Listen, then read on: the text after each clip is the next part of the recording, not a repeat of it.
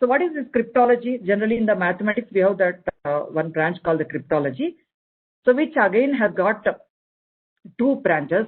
One is art of generating a secret or art of generating ciphers. That means the secret communication is basically called as the cryptography. That means you try to apply some mathematical transformation and you convert the data into unintelligent form before you place it to the wire. Okay, before you dispatch it at the sender end, so that till the data is received at the receiver end, everything will be in a scrambled or what is it, in an unintelligent form. No one would be able to get back what exactly is there they meant by that particular content.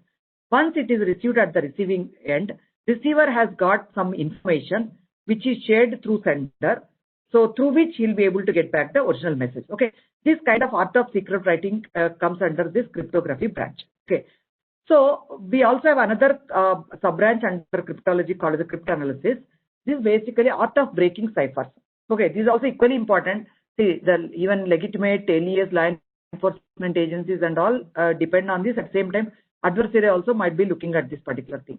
Now, what happened? See, there may be some kind of the terrorist community. Some people, they are trying to secure their communication and communicating. Okay, so that other people need not look at it. So how do we the aliens will come to know about these kind of things?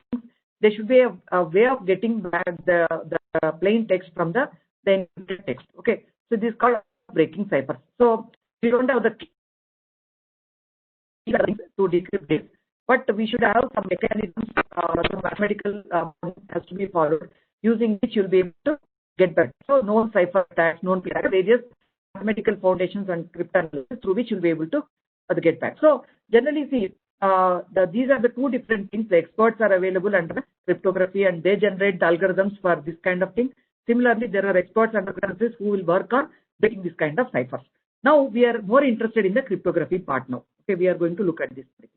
Okay, so before going to the details, let me try to provide some kind of jargon here, like some terminology which I use it in the remaining slides. Plain text is nothing but the original message. See, the message which you want to transmit, it can be an email message, or it can be a URL, or it can be some kind of the online shopping details, some kind of data you are trying to move from one to the other. Okay, so plain text means original message. Okay, so which is in the plain, which is in an intelligent or readable form. Cipher text means the coded message.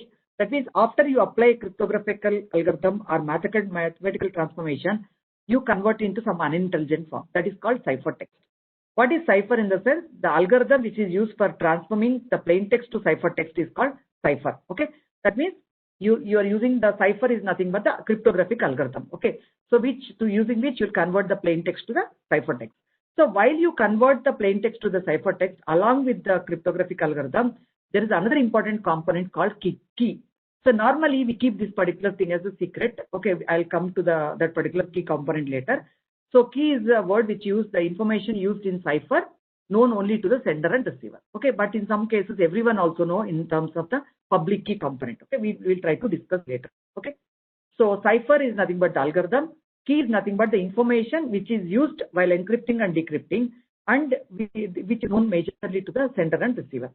The process of converting plain text to cipher text is called encipher or encryption.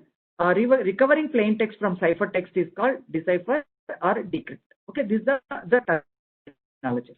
So as I told in the previous slide, study of encryption principles and methods is cryptography. Okay, encryption and other things. Study of principles of methods are deciphering cipher text without knowing the key.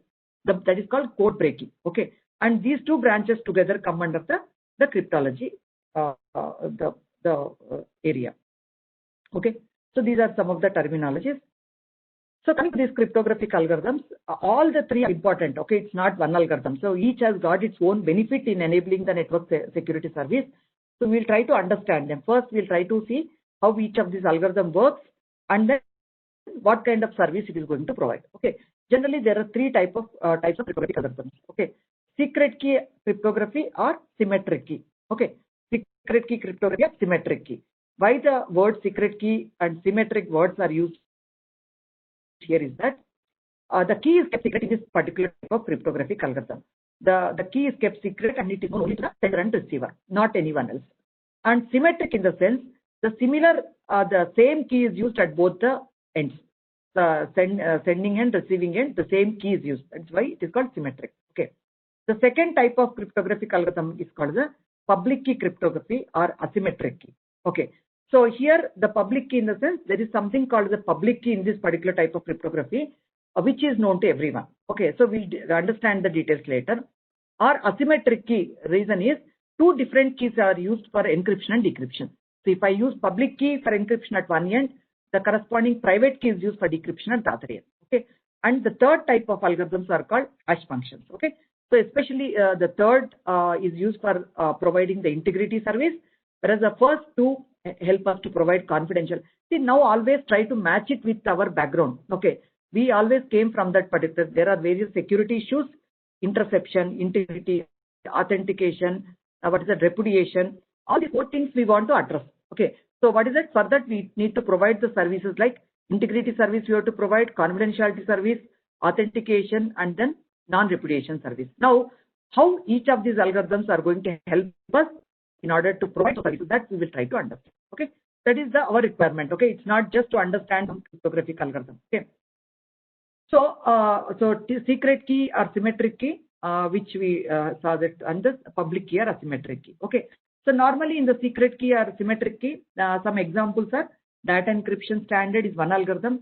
See, under each type there are some standard algorithms which are thoroughly tested and globally accepted, and which are incorporated in all our systems. Okay. See, just like that, we cannot design one algorithm today and say, okay, I will use that particular algorithm.